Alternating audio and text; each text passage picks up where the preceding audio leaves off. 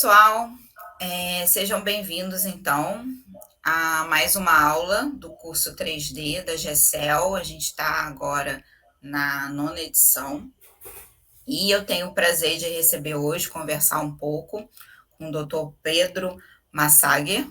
Ele é o CEO, então, da 3DBS, que é uma empresa aqui brasileira que tem, então, trabalhado na produção de bioimpressoras, né, e comercialização para os pesquisadores. E aí a gente vai aproveitar, então, esse bate-papo para tirar algumas dúvidas, né, sobre as próprias bioimpressoras, sobre as aplicações, em que momento seria mais interessante a gente utilizar esse tipo de ferramenta nos nossos projetos de pesquisa. Então, obrigado, Pedro, pela sua participação, pela sua disponibilidade de estar aqui hoje conversando com a gente. Obrigado a você, Leandro. É um prazer. Fico à disposição. Para a gente começar, conta um pouquinho, então, conhece. Sei que vocês já venderam aí para o Brasil quase todo, né? Eu acompanho um pouquinho nas redes sociais, mas acho que é interessante falar um pouquinho da empresa, do histórico. Legal. A 3DBS é uma startup que atua no campo da engenharia de tecidos, né? Nós somos em 3 sócios, eu, a Ana Luísa e o Hamilton Oriente. A Ana Luísa é a pesquisadora, ela é hoje agora a CEO da parte de tecidos e eu estou muito mais voltado à parte de hardware. O Hamilton, ele é um engenheiro mecânico de formação, especialista em manufatura aditiva. E a 3DBS nasce muito sobre a demanda dos equipamentos de biofabricação, que naquela época estavam chegando a preços altíssimos no Brasil, né? A Ana e o Hamilton já tinham uma relação desde o doutorado dela, onde foi feito um primeiro protótipo lá em 2014. E basicamente a gente identificou essa oportunidade de trazer essa tecnologia de forma mais acessível para o Brasil. A 3DBS hoje, então, ela tem uma oficina em São Paulo, onde os equipamentos são construídos, e um laboratório de cultivo celular em Campinas. Hoje, a 3DBS está dividida nesses 2 braços, engenharia de tecidos e equipamentos, e desde o ano passado a gente passa a utilizar essas tecnologias para desenvolver modelos in vitro de pele, que são a pesquisa da Ana, modelos in vitro de barreira intestinal, esferoides de fígado, e a gente trabalha também com a técnica de eletrofiação. Então, a gente customiza membranas com polímeros biocompatíveis, e essas membranas elas têm apoiado uma série de pesquisas em diferentes frentes, né? Os equipamentos, eles estão espalhados pelo Brasil todo, já em diferentes universidades, institutos de pesquisa, startups, empresas, apoiando uma gama de projetos nessa área. E os modelos in vitro, eles têm sido fornecidos principalmente para a indústria de cosméticos, para testes de eficácia e segurança.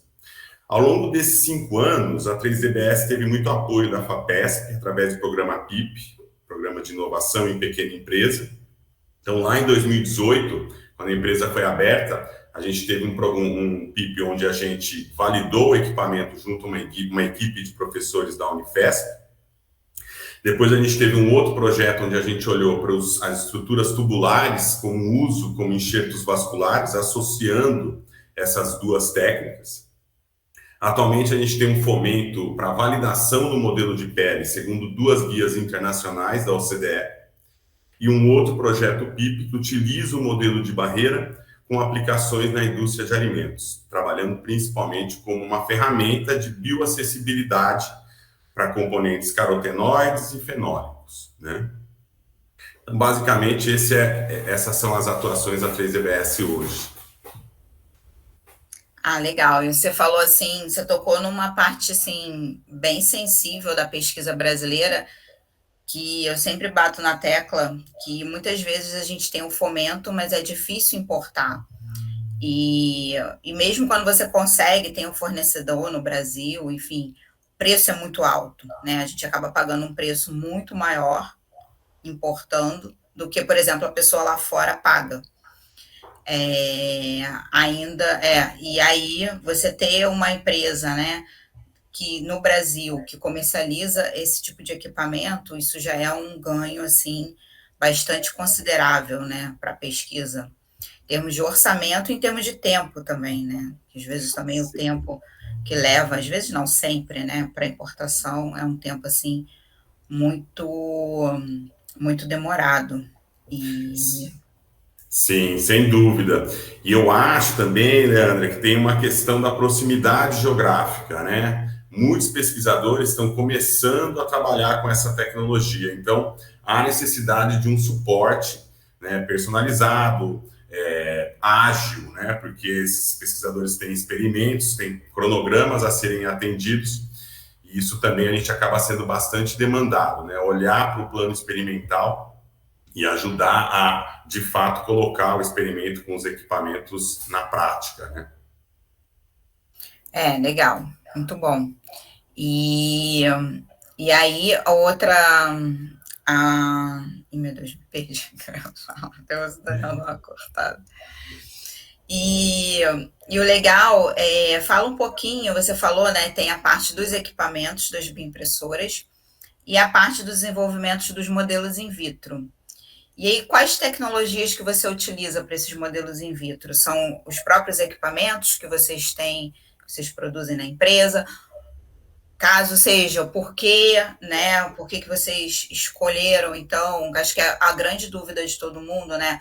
Que ainda não, que está ingressando, principalmente quem está ingressando na área de engenharia de tecidos, é por que eu preciso utilizar esse bioprint, quais são as vantagens, o que ele traz, né, a mais para o processo, que diferente que seria, por exemplo, eu estar lá no meu laboratório semeando a minha célula no arcabouço, né? Qual é a diferença ali? Sim. A gente utiliza nossos próprios equipamentos e isso é muito importante, porque eventualmente a gente precisa fazer algum tipo de ajuste, algum tipo de customização e você ter a equipe da oficina disponível para isso é importante, né? A bioimpressão, ela vai permitir você complexificar as suas estruturas. Esse é um primeiro ponto, né? Ou seja, você de fato consegue ter um nível de complexidade nessas estruturas maior utilizando os recursos dos equipamentos. O segundo ponto é a padronização dessas estruturas, né? Assegurar a reprodutibilidade dessas estruturas de uma forma 100% fidedigna, né? Então, você, uma vez que você padroniza o seu protocolo de uso no equipamento, ele está registrado e você vai conseguir reproduzir isso, né? Eu vejo que nós temos 3 grandes grupos de clientes e cada um deles você vai ter uma proposta de valor da bioimpressão um pouco variada, né? Então, por exemplo, um grande grupo que a gente atende são biólogos, né, já biomédicos, pesquisadores com toda a experiência na relação com o cultivo celular, mas que estão buscando, de fato, a translação para o 3D, porque o 3D ele mimetiza de uma forma mais real, mais realista, né, as estruturas no nosso organismo. Então, nesse caso, no que nós estamos vendo para esse grupo é a busca por uma maior representatividade nas suas estruturas, na sua pesquisa. O segundo grupo, a gente está olhando muito para a área de ciências de materiais, engenharia química, engenharia mecânica, que são pesquisadores que estão na frente do desenvolvimento de novos materiais, novos compósitos, e eles já têm um direcionamento de que esses materiais eles têm uma aplicação no campo da engenharia tecidual.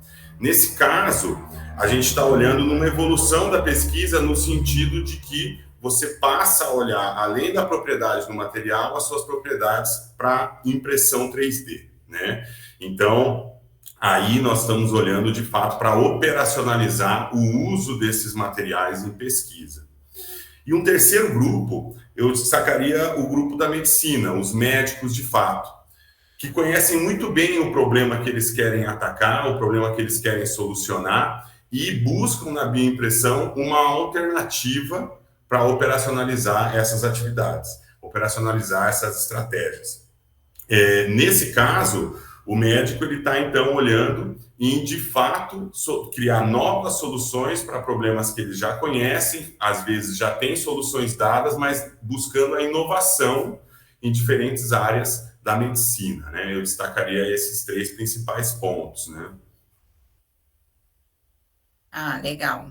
E assim, para mim é bem compreensível, né, a parte dos biomédicos, dos biólogos que querem mudar essa complexidade dos modelos in vitro. Na verdade, acho que isso é um assunto, né, que tem sido bastante trabalhado na própria literatura científica, é uma demanda real, né, e as pessoas realmente precisam, de alguma maneira, mudar essas abordagens, né? Claro que isso vai ser aos poucos, mas isso tem cada vez mais pego mais força, né? Sim.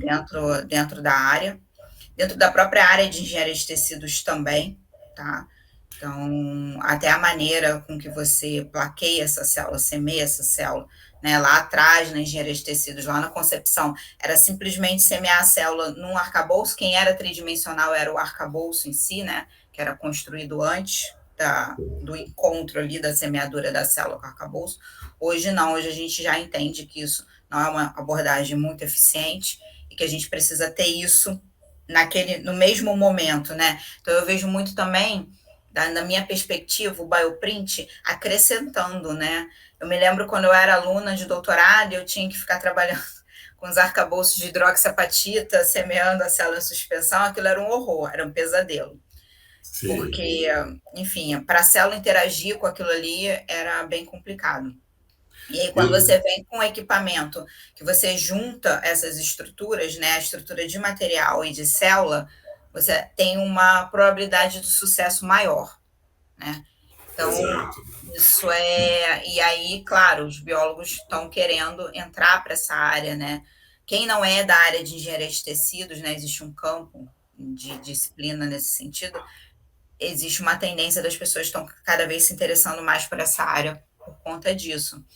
E o pessoal de materiais, claro, vai sempre existir essa parte dos materiais, a gente precisa desses materiais, né? Como ali carreadores das células.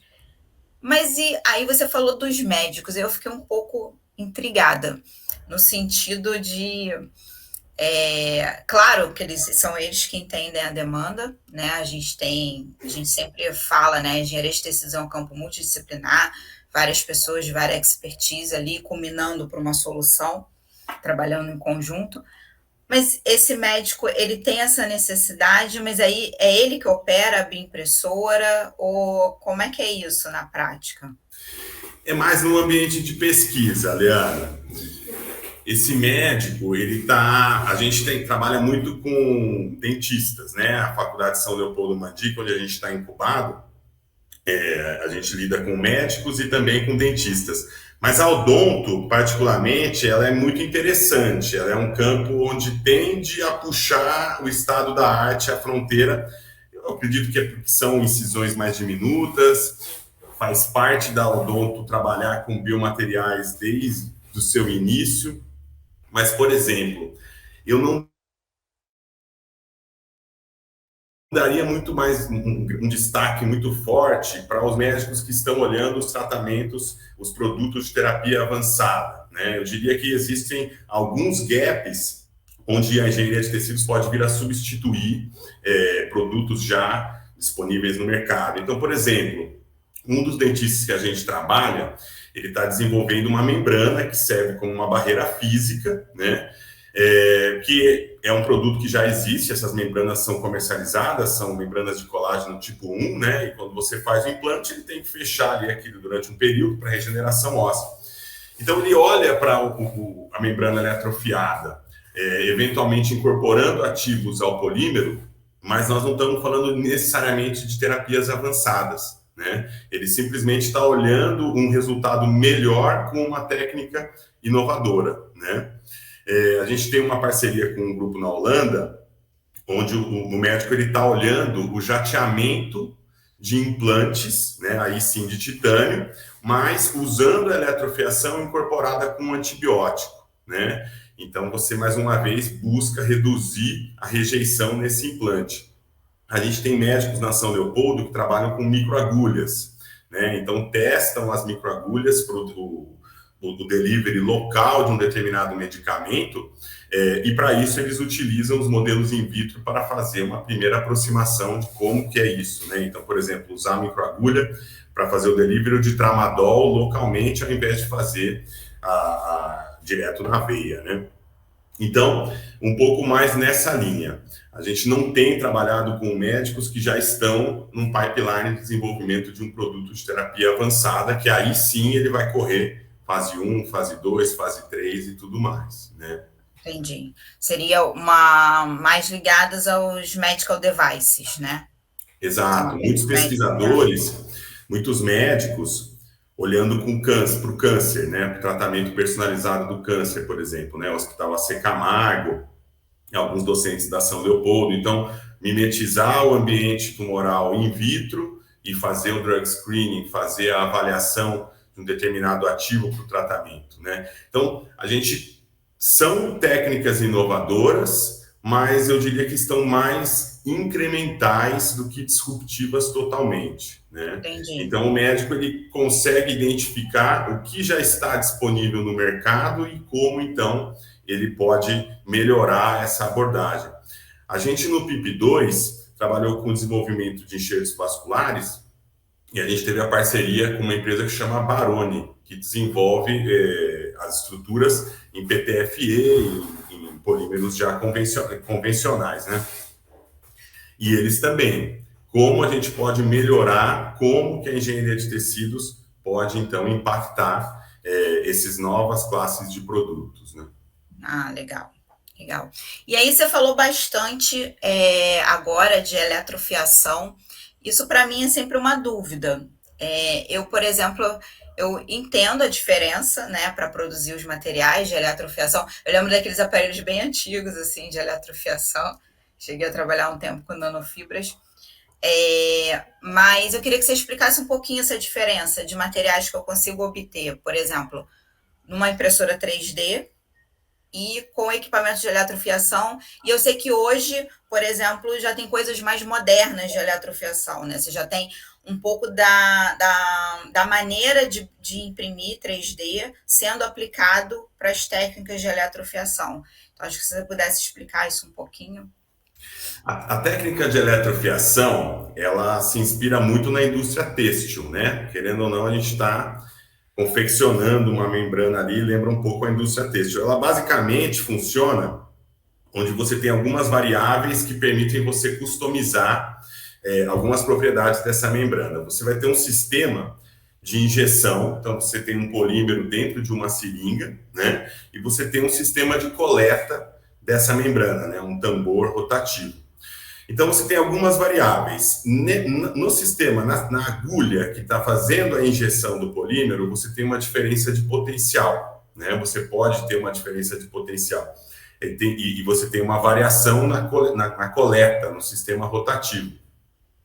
Essa variação de potencial elétrico, o volume da impressão e a velocidade da rotação vai permitir você trabalhar ou com estruturas micro ou nano, ou com estruturas alinhadas ou não, né?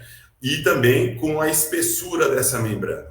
Então, a eletrofiação é uma técnica muito versátil nesse sentido. Você consegue customizar a membrana de acordo com aquilo que você está buscando.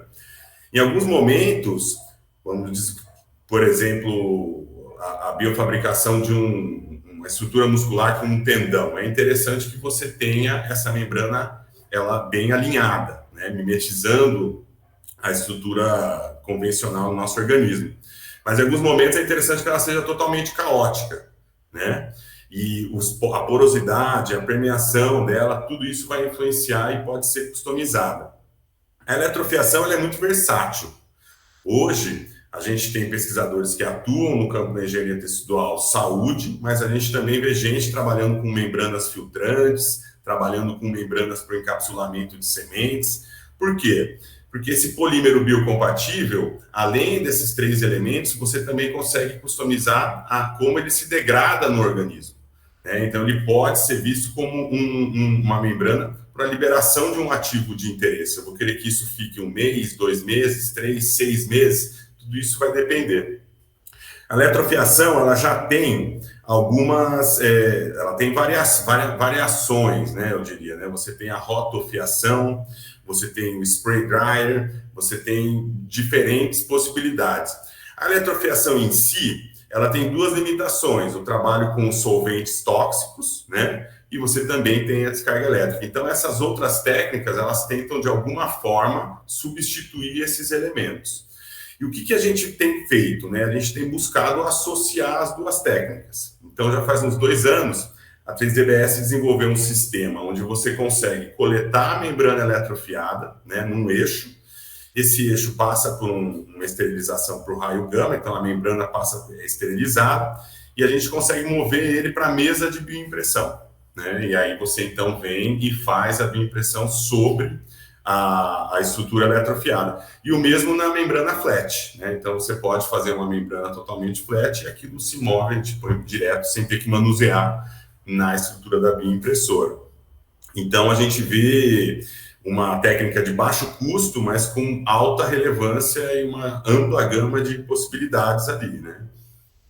Ah, legal. E comparado com a impressão 3D, você diria que é mais rápida, mais lenta? Eu diria que o scaffold na impressão 3D, ele vai adquirir uma característica um pouco mais diferente do que a membrana eletrofiada em si, né? A gente está trabalhando com os materiais viscosos e tudo mais, por mais que a gente possa solidificar essas estruturas, a membrana, ela tem uma característica diferente no sentido da permeabilidade, da estrutura física, da resistência, né? Essas são, eu diria que elas são bem complementares. A gente não consegue fazer com a impressora a membrana que a eletrofiação permite customizar, né? Elas têm aí as suas diferenças, né? Entendi. Aí você tocou em outro ponto interessante também, que eu ouço muito, foi minha dúvida lá atrás também, é que é difícil quando você está começando, né? Mesmo quando você já é da área de engenharia de tecidos, você está começando o bioprint, você entender, tem uma diversidade hoje de equipamentos no mercado, né? E aí eu sempre falo, e aí dentro do curso eu sempre explico isso para os alunos, você primeiro precisa entender a sua pergunta, o que você quer, que tipo de material você quer, que tipo de célula você quer trabalhar, qual tipo de estrutura você quer alcançar, para você conseguir entender o equipamento que melhor te atende, né? Porque é diferente de outros equipamentos. Sei lá, vou dar um exemplo assim, bem fora, mas que veio à minha cabeça. Um citômetro. O citômetro, ele vai lá fenotipar a célula. É claro que tem os citômetros, né, com mais cores, menos cores, mas você consegue se entender melhor ali, né? Não, eu quero trabalhar com poucas cores, então vou comprar um mais simples. Eu quero trabalhar com muitas cores, então vou comprar. Quero separar a célula, então vou comprar um que separa a célula. Eu acho que no campo do bioprint ainda está meio assim, fica uma coisa meio nebulosa, né? Do tipo assim, caramba, e agora? Eu quero comprar uma bioimpressora, eu entendi que isso vai agregar valor ao meu projeto, é a melhor maneira, uma maneira mais execuível, etc. Mas que impressora eu vou comprar, né?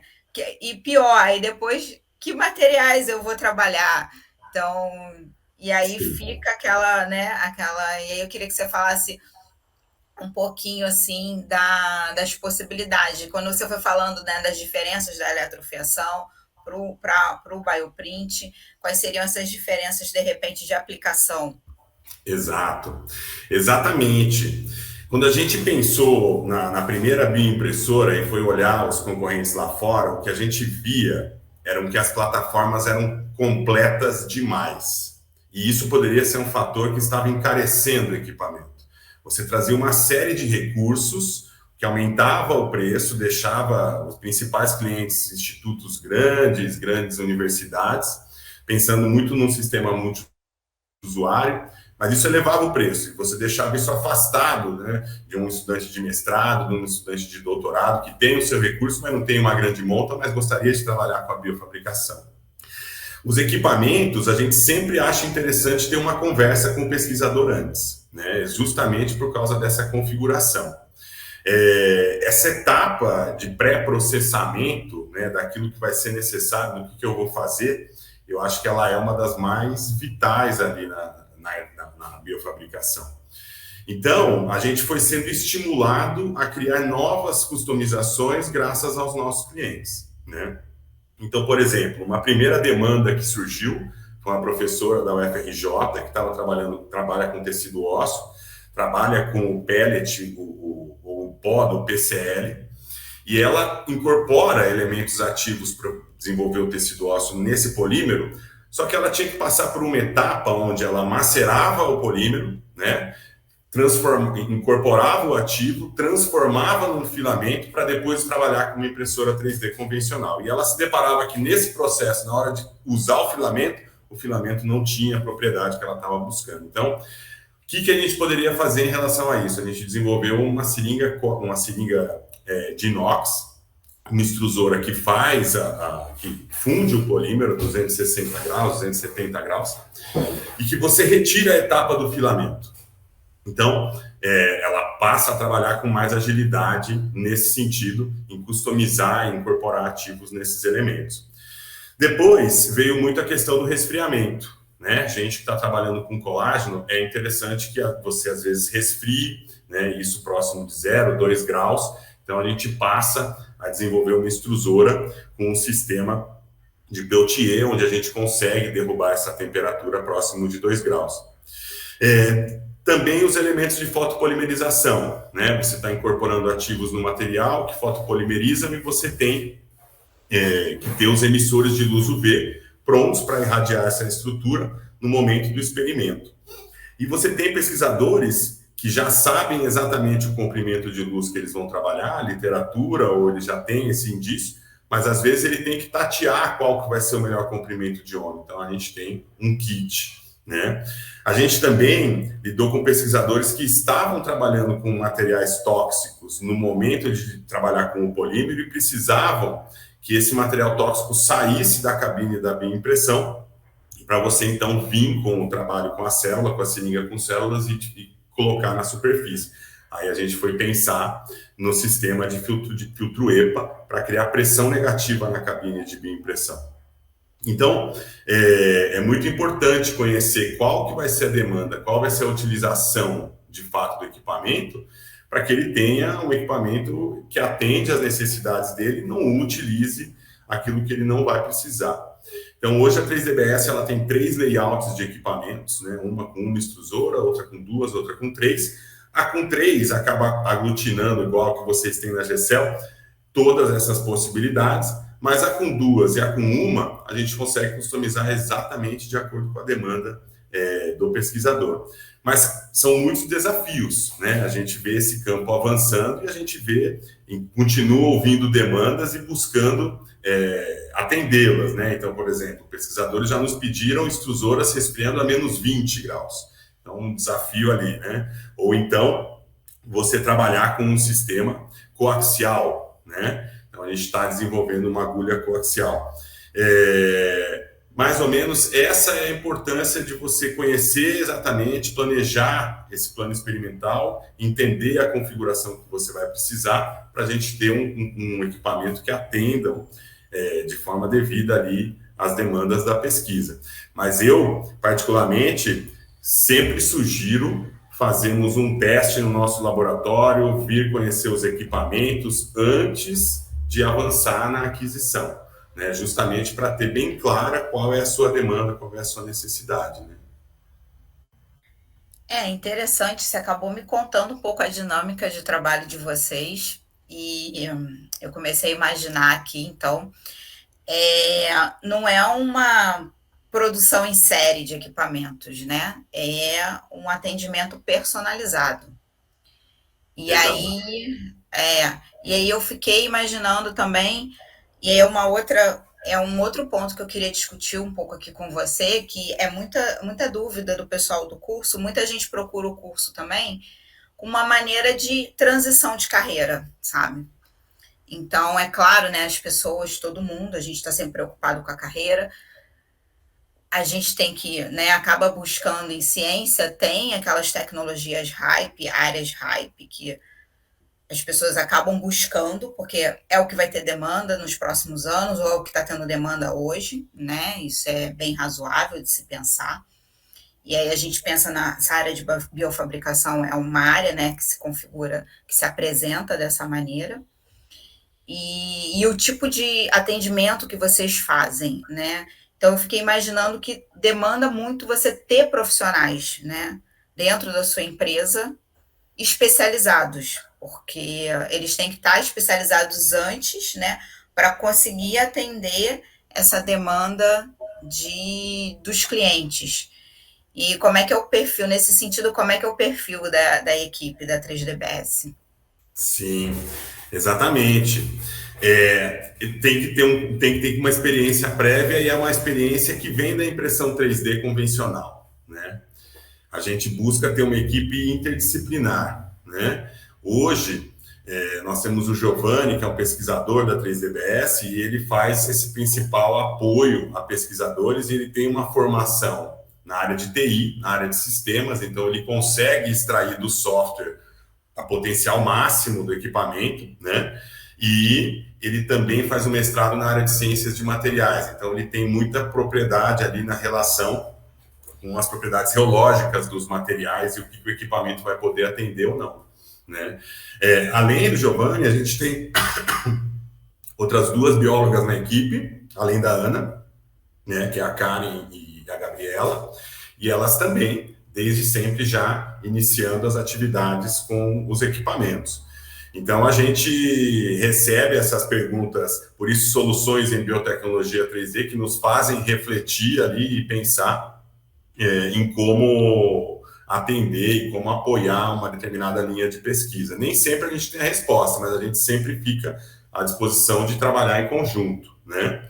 Os equipamentos, eles são fabricados numa estrutura toda puxada. Então, a gente não faz estoque dos equipamentos, tem um estoque mínimo, mas a gente não costuma fazer justamente porque eles vão passar por uma customização. E aí a gente vai olhar e cada equipamento pontualmente, né? Mas é importante que a gente sempre quando vai iniciar um treinamento, a gente busca uma pessoa na equipe do cliente, alguém tem experiência com impressão 3D? Essa pessoa vai ser o focal, porque dali vai derivar, né, o controle do equipamento. O que eu acho muito interessante? A biofabricação eu vejo muito como um grande exemplo, né, da interdisciplinaridade chegando no campo das biológicas, né? Então, hoje você acaba tendo a necessidade de ter uma pessoa, um ponto focal, para conseguir extrair ao máximo as potencialidades da técnica, não necessariamente na parte bio, porque na parte bio também existe toda a complexidade do mundo do cultivo celular, né? E você acaba trazendo um outro elemento também complexificador para lidar com os desafios de pesquisa. Ah, legal. Então, sua própria equipe está se especializando também, né? Acho que a Karen faz doutorado, né? Acho que eu me lembro. E o Giovanni está fazendo mestrado, bem legal isso. Então, ali vai todo mundo ali aprendendo, crescendo. Uma outra coisa também que eu acho importante, né, das startups de uma maneira geral, e aí vem até de uma experiência minha fora, né, recente, que não tem como essa startup estar descolada totalmente da universidade, né, do meio acadêmico. Eu acho que tem que ter ali um interplay ali, pensar no fenômeno biológico, um crosstalk ali entre as duas entidades bem ativo, porque são, né, entidades que trabalham com tecnologia de ponta e a startup precisa da universidade e acho que vice-versa, acho que é um Sim. casamento ali bem interessante e, legal. E é uma coisa, é uma área, na verdade, que ainda está, né, se montando. Tanto Sim. no Brasil, né, a gente tem sempre essa tendência de achar que o Brasil está mais para trás, isso aí no geral, né? Se você pergunta assim de supetão para uma pessoa, sei lá, um leigo, ah, você ouviu falar já de impressão de órgãos? Ah, já. O que você acha do Brasil? Ah, o Brasil, sei lá, Estados Unidos está na frente, né? Uma coisa meio assim. Estados É. Unidos, Europa. Assim, é uma pergunta, uma coisa complexa, né, de explicar aqui hoje, mas não diria assim, não é tão simples de responder também, né? Eu acho que a gente consegue formar pessoas muito bem, a gente forma profissionais muito bons, não é à toa que a grande parte deles tem ido para fora, né, assumir postos fora do Brasil por conta disso.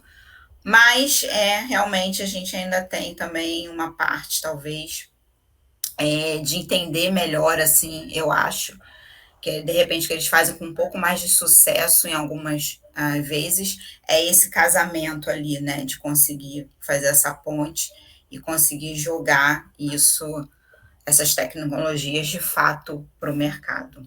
Eu acho que Sim, sim. essa aqui Eu é a acho, assim, diferença. esse ponto que você trouxe, Leandra, da relação com a universidade, ele é fundamental, né? A gente tem essa relação de parceria com a São Leopoldo Mandi, que a gente participa do programa de incubação da universidade, que é o Growth Lab. E olha, eu não sei o que seria da 3EBS se a gente não tivesse avançado há 3 anos atrás com essa parceria.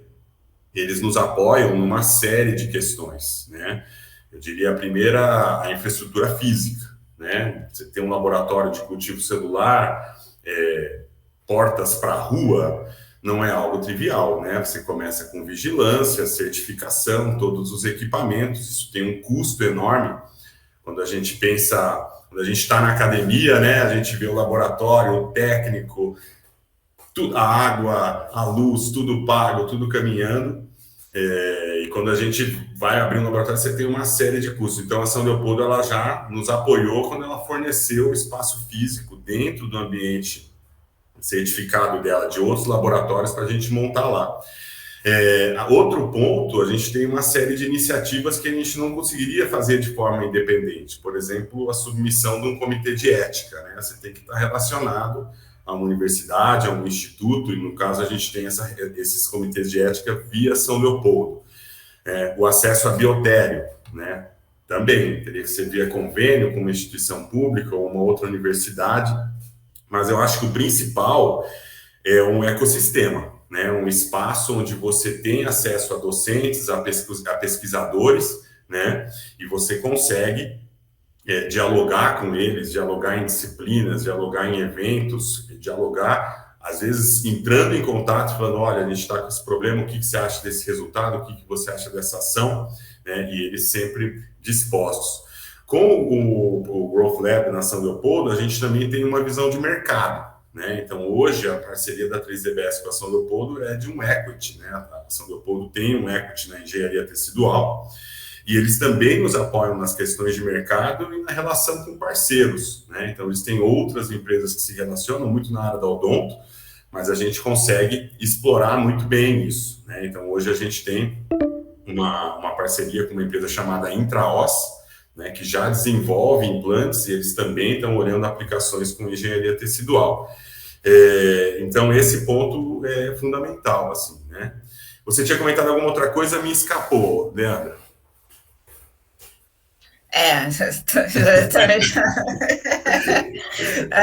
Eu também com certeza já não lembro. Mas eu acho que para fechar, acho que é a questão da carreira, de repente, porque é o que o pessoal está muito preocupado hoje, né? É tipo, o que eu invisto na minha carreira?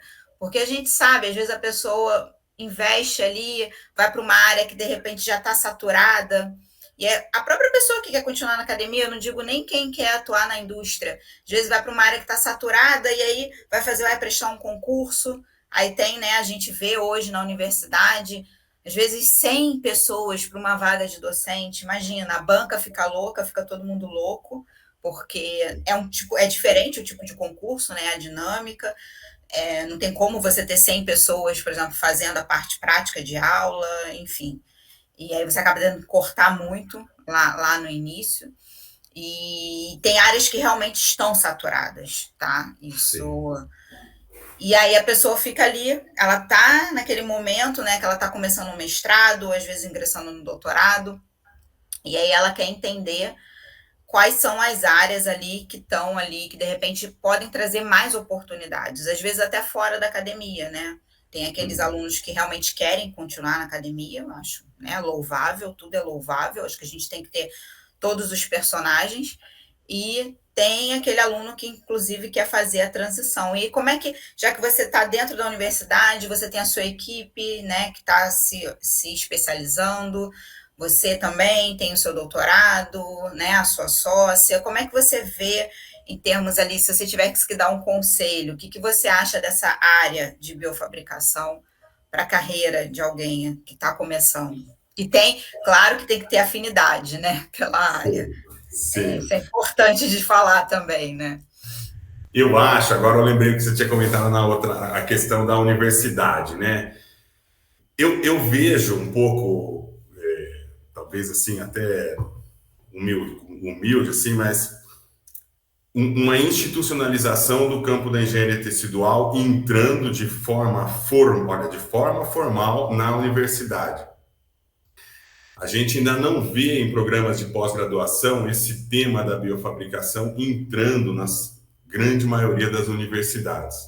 Então, quando a gente olha desses 5 anos para cá, das empresas que surgiram, startups como a GCL, como a 3DBS, nesses 5 anos a gente está vendo, eu vejo como um primeiro passo da institucionalização dessa tecnologia disponível à comunidade de pesquisa e um segundo passo que é ela entrando na universidade. Então, aqui tem uma oportunidade, né?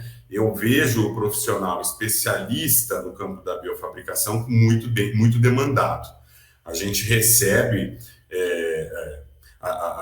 muitas pessoas, docentes, buscando profissionais, pedindo uma indicação de profissionais, e ele é um profissional raro, né? Esse é um ponto.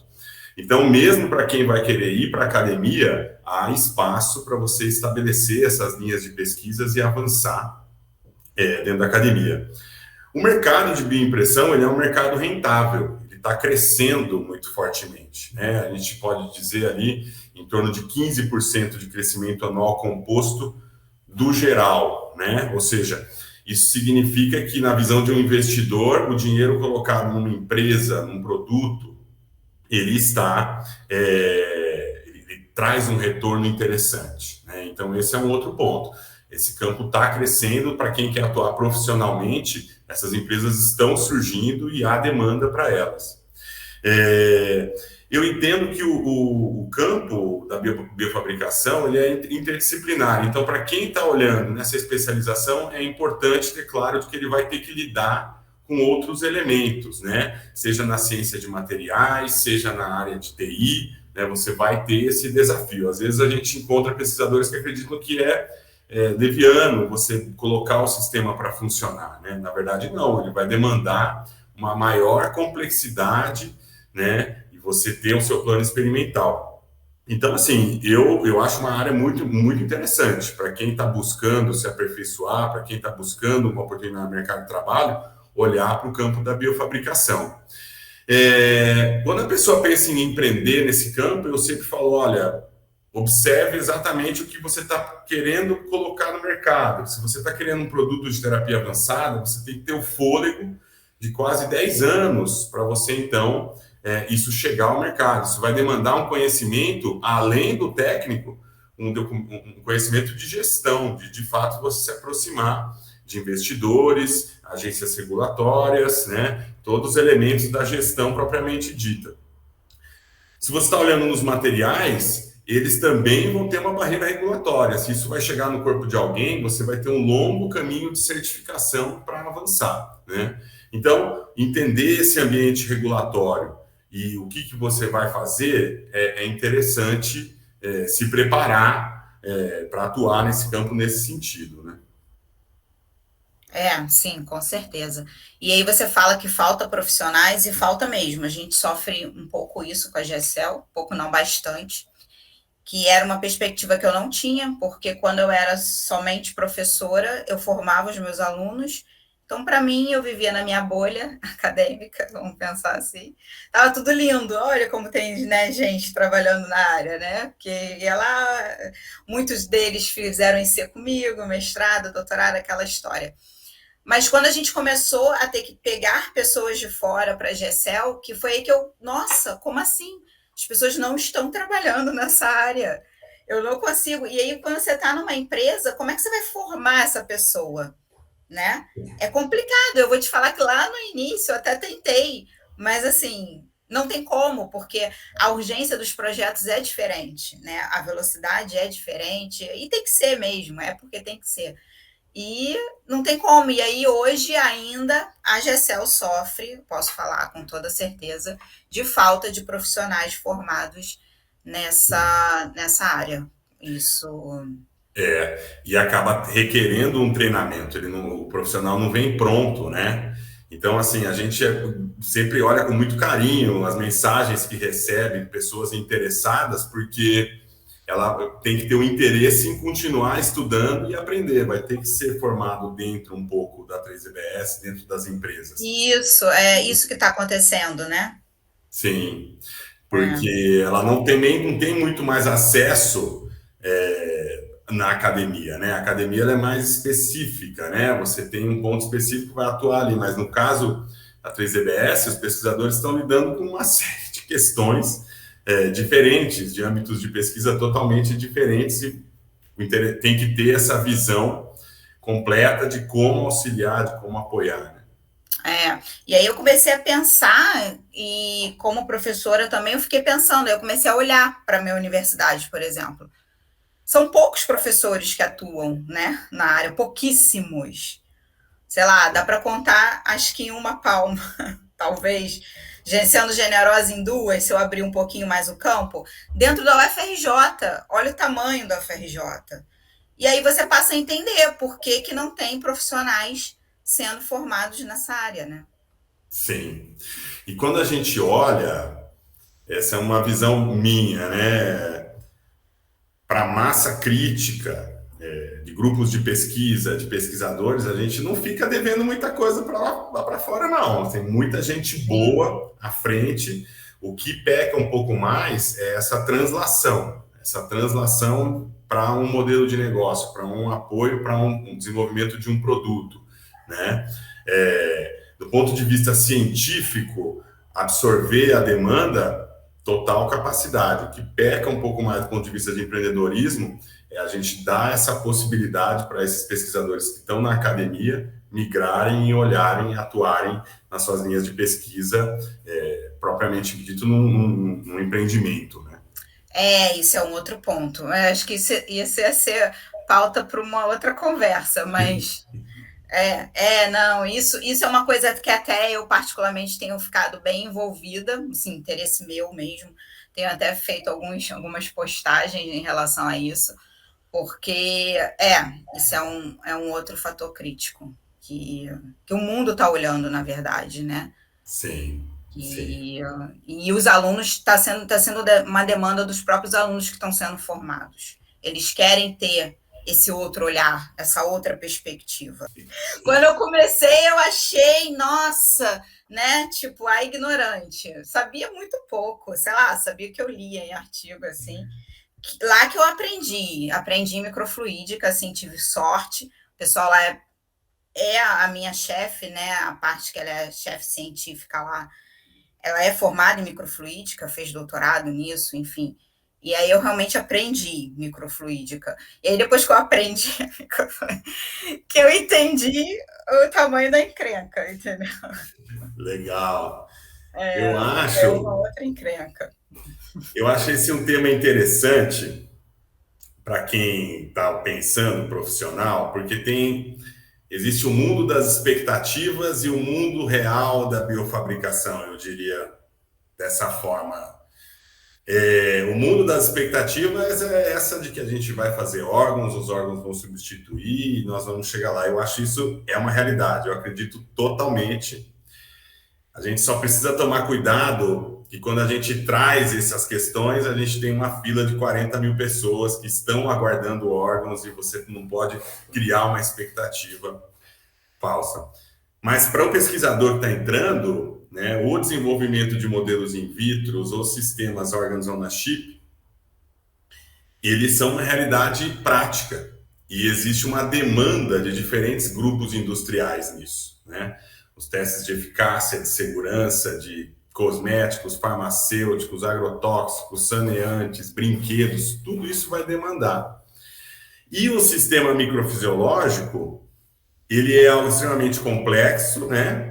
mas eu acho que ele é um caminho sem volta, né? Nessa tendência de substituição dos usos dos animais e nessa busca que começa com a bioimpressão, no sentido de você mimetizar o ambiente em 3D melhor do que ele fica mimetizado no 2D, é uma evolução nesse sentido, que você passa a associar esses tecidos e ter uma avaliação dinâmica da interação deles de um determinado ativo ou de um determinado processo especificamente. E a gente está tentando iniciar esse campo, né? Então a gente teve essa parceria com essa empresa alemã Tissue, eles vêm nos ajudando bastante. A 3DBS está incorporando comercialmente essa representação aqui, a gente está assumindo algumas rotinas de treinamento e a ideia é você, então, complexificar ainda mais, né? E você ter já uma demanda clara, né? Isso já é uma realidade, né? Então, nesse sentido, eu acho que é uma tecnologia que veio para ficar mesmo, né? Você ter o FDA já se posicionando em estudos pré-clínicos usando os sistemas microfisiológicos é algo muito forte, né? Para esse campo, assim. Sim, sim. Eu até arrisco dizer, eu acho que acho que eu já disse isso algumas vezes, de repente, em palestra, aula, no próprio curso, que quando você pensa nessa área de testes, você pensa hoje na microfluídica, né? Nesses modelos em miniatura. E aí, quando você pensa, por exemplo, já falando muito de bioprint, o bioprint pode ter uma convergência de bioprint para construir esses chips, mas acho que isso é uma coisa mais, né, mais precoce ali, mais early, mas existe também isso. Mas quando vem em primeira ideia, quando você pensa no bioprint, você está pensando nesses órgãos agora numa escala próxima ao real, ao humano, né, para transplante. É para isso que veio, né, essa manufatura aditiva. Você conseguir Sim. construir camada por camada e ter um tamanho ali próximo do real. A microfluídica não, é uma coisa miniatura. E aí você salva muito em termos, você aumenta a reprodutibilidade do processo, é como se você fizesse tudo meio que embatelada, né? Você não está em cada pocinho ali, trocando meio. E você diminui custos, porque você reduz muito o volume. Eu acho que esse é o principal ganho. É Sim. assim, eu tive dentro do meu pós-doutorado, né, como é numa empresa, a gente tem a parte de modelos de negócios também, e eu tive que precificar as coisas, né? E aí eu fiquei chocada, eu mesma que trabalho na área, fiquei chocada o quanto que você pode realmente tornar o seu modelo real só pela redução de custos de volume de meio, né? Que é uma das partes mais caras de cultivo celular 3D hoje. Não, Então, e a indústria farmacêutica, né? O desenvolvimento de um fármaco, R$ 1 bilhão, quando a gente para olhar o agregado, e nós estamos olhando para etapas iniciais que aceleram muito esse processo, né? De você trabalhar com um ativo, de você identificar as potencialidades de um ativo numa etapa bem anterior, né? Você consegue acelerar bastante. Né? É bem interessante. sim, sim, sim. Mas como toda nova tecnologia, acho que ainda tem. Aí a gente pode falar, né? Ainda é um campo, eu acho que é um campo também promissor para quem quer atuar. Tem muita gente querendo atuar, por exemplo, lá na empresa, o pessoal estava até falando ano passado que tem os programas europeus, né? O Mercury Fellowship, que é até esse que eu estou fazendo, e o pessoal querendo aplicar, eles estavam querendo pós-doc nem para essa área de organochip, eles queriam mais para outras áreas que eles atuam, de energia, de água. Mas o pessoal comentando, nossa, mas as pessoas que estão procurando, elas só querem os projetos de órgão chip. Aí eu falei assim, gente, claro, porque é o que está ali, né, bombando, todo mundo, as pessoas estão querendo buscar essa especialização já, porque tem muita farmacêutica olhando para isso e querendo incorporar isso. Algumas eu já vi em congressos que já tem essa incorporação, acho que a Bayer, se eu não me engano, Uhum. e algumas outras, dessa tecnologia, porque realmente vai modificar o jeito que a gente usa o cultivo celular hoje, né, dentro da indústria, que ainda é um Sim. jeito muito ultrapassado, né? Até a própria indústria que utiliza o cultivo celular ainda é aquele cultivo celular lá em monocamada, enfim. E sim. tem muito campo de atuação. E aí, de repente, o vale é até maior, né? Eu posso até arriscar dizer isso, que tem ali Sim. E vem um campo. crescendo muito rapidamente. Eu não me lembro quando a gente começou, uma ou outra empresa. Hoje a gente vê uma evolução muito rápida e uma redução no custo na manufatura do chip. Hoje você Uhum, tem startups que montam um chip customizado para você na Inglaterra, né? A Rapid Fluidics. Então você tem uma demanda e você pensa num determinado experimento, você passa o projeto para eles, eles te mandam um chip de acordo com o que você está precisando de fato, né? E eu vejo muita aderência com a minha impressão, porque o ideal seria a gente não colocar a mão, né? Seria a gente conseguir fazer a minha impressão dentro do chip ali e você ter um sistema totalmente automatizado. E essa possibilidade dele ser dinâmico, você deixar o experimento rodando por horas, ele é muito mais representativo do que uma avaliação estática, né? Você tem, de fato, um sistema de perfusão, um sistema alimentado muito mais real, próximo do real, né? Como é o nosso organismo, né? é, é. Você falando isso foi até o tema do artigo de revisão que eu publiquei por lá. Já. Ah, é? Foi justamente essa. Não, ele fala do. Ele propõe, na verdade, que é o meu projeto, que é o Organoid on a Chip, né? Então, propõe um pouco desse conceito, porque quando você fala órgão on a chip, a maioria não é 3D, né? Na verdade, depende muito da aplicação, pode ser simplesmente a célula aderida ali, né? Uhum. E aí esse conceito de órgão on a chip, ele foi evoluindo e o organoide foi evoluindo de outro lado, e aí hoje a gente tem alguns projetos, né, tentando, até algumas empresas também, tentando fazer essa convergência. Só que aí, nesse artigo de revisão, eu fui um pouco além a discussão nesse aspecto de incorporar o bioprint nesse processo também, que eu acho Sim, que pode ser importante, principalmente nessa hora de construir ali, sim. dependendo da tecnologia que você tá desenvolvendo. Mas assim, mas ainda são muitos gargalos tecnológicos. Muitos, com Você tem certeza. gargalos tecnológicos para o próprio órgão chip, e quando você pensa no organoide,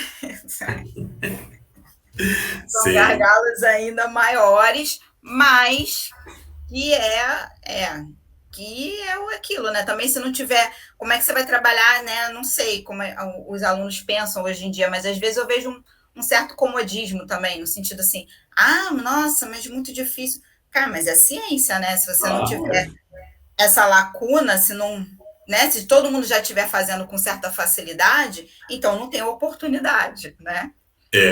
é. As pessoas quando falam que é muito difícil, eu falo, olha, mais uma vez, né, meu background é gestão, mas na minha visão, a parte mais complexa da história, ela está dada já há algumas décadas, que são as rotinas de cultivo celular. Né? Quem Uhum. convive com pesquisadores que estão ali na rotina do cultivo celular entende quão difícil é você estabilizar um protocolo, manter o índice de contaminação baixo e você entender todas as variáveis.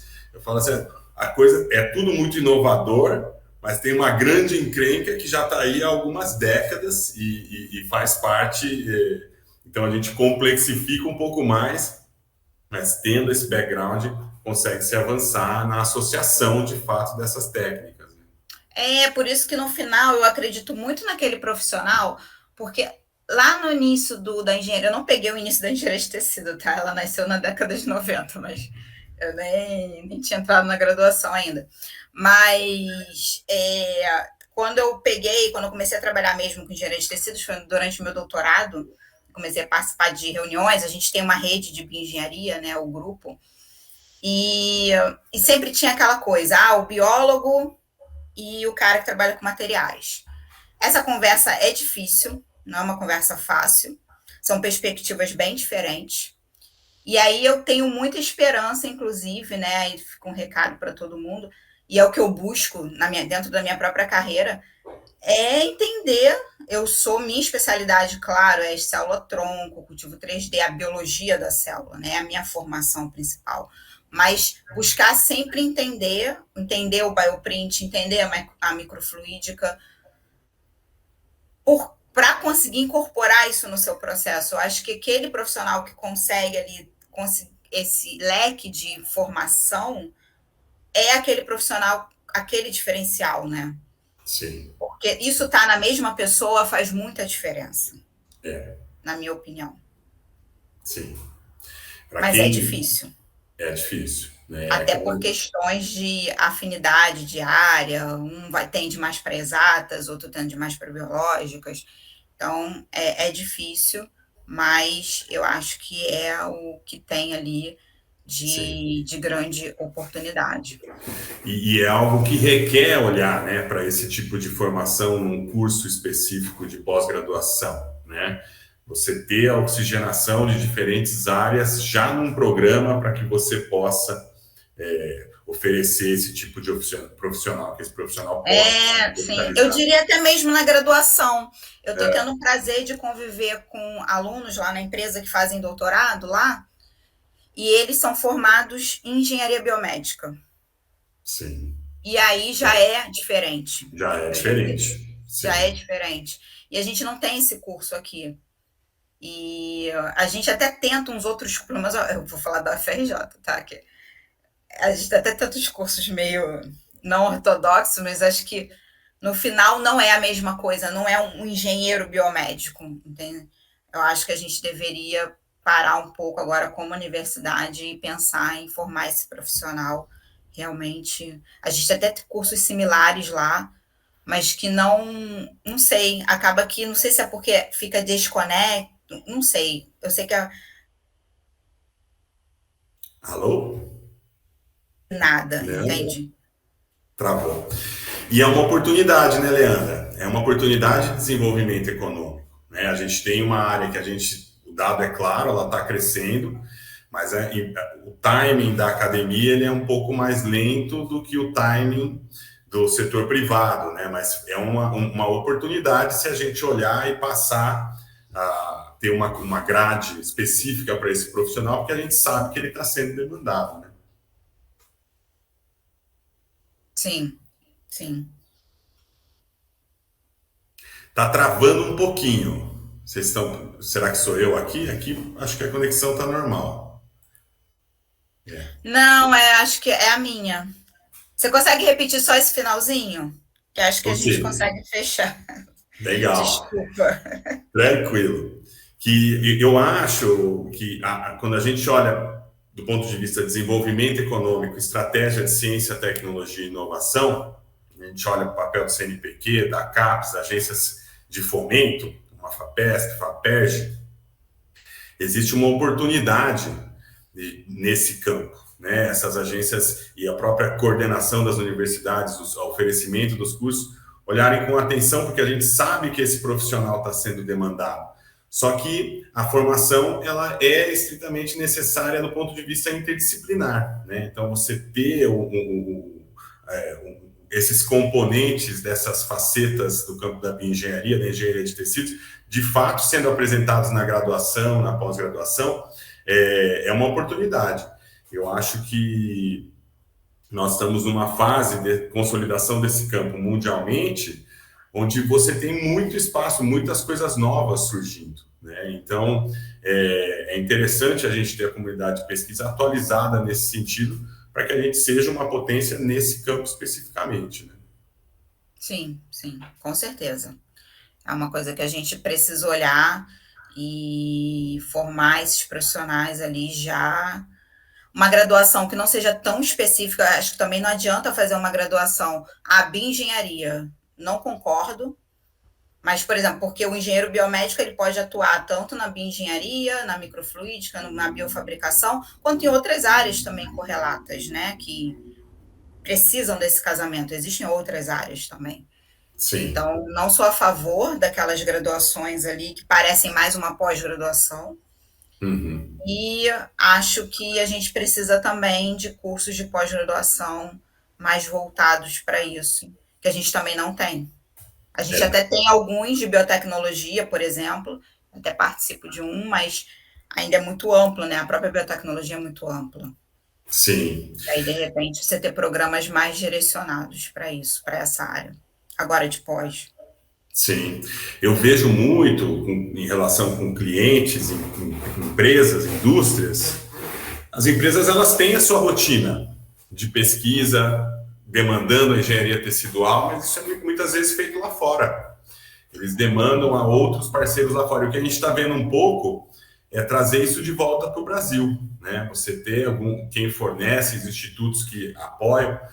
Então, em política científica e tecnológica, a gente tem um termo que chama leapfrogging, né? Muito do que a Coreia do Sul fez na década de 80, década de 90, onde ela focou em grupos temáticos tecnológicos, automobilismo, TI, celulares, e eles falaram, não, nós vamos dar um pulo nessas áreas, né? E Uhum. nós vamos atacar, e nós vamos entrar no estado da arte nessas áreas.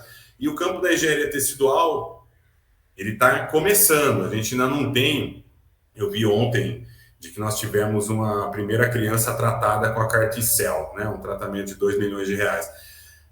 Ele é muito incipiente. A partir do momento que você tem uma técnica que começa a se relacionar com o sistema de saúde, começa a haver demanda, você vai ter ainda mais impulsionamento para esse tipo de profissional que busca essa área de atuação, né? Então, é importante a gente ter a capacitação na demanda, né? Ou seja, o papel das universidades, institutos de pesquisa, mas também no oferecimento, né, de fato, desses pesquisadores, né? Você ter, então, a formação olhando para isso. Com certeza. Bom, Pedro, foi ótimo. Acho que é um papo que podia render vários, bastante Sim. coisa para conversar.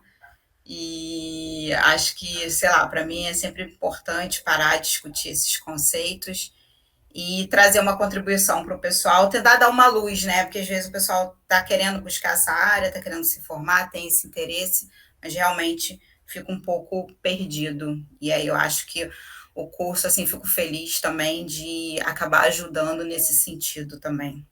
Eu Sem acho que eu, dúvida. como professora, tenho sempre essa coisa, assim, essa vontade de ajudar ali, de carreira, crescimento de cada um, acho que é bem importante. Sem dúvida, Leandra. Foi um prazer. Conte sempre com a gente. E parabéns, parabéns, porque o curso é um sucesso, super bem referenciado e está na nona edição já, o tempo voando. Então, parabéns É, mesmo. é verdade. Tá Eu bom, fiz, obrigada. eu lembro, eu fiz o curso, acho que foi na segunda edição. Foi. Não, você fez, era quando a gente foi a primeira edição remota, que estava Primeira na edição pandemia. remota. Exato, foi Aí ótimo. hoje a gente está com esse formato híbrido, que acho que pegou o que é bom de cada um, né? Sim, legal. Então tá, Parabéns, obrigada, gente. Pedro. Obrigado vocês. Tchau, tchau.